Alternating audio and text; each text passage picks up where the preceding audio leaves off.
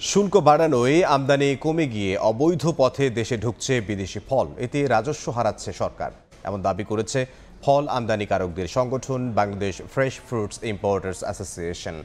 সকালে ঢাকা রিপোর্টার্স ইউনিটিতে সংগঠনটির সভাপতি সিরাজুল ইসলাম জানান, 10% সম্পূরক শুল্ক বাড়ানোয় তাজা ফল আমদানি অন্তত 50% কমেছে, উল্টো বাড়ছে চোরাচালান, রাজস্ব হারাচ্ছে সরকার।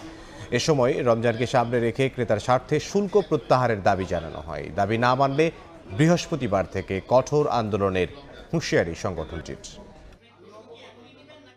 এই বর্ধিত শুল্ক বাড়ানোর কারণে ওই 50% চলতেছে না, 20% চলতেছে।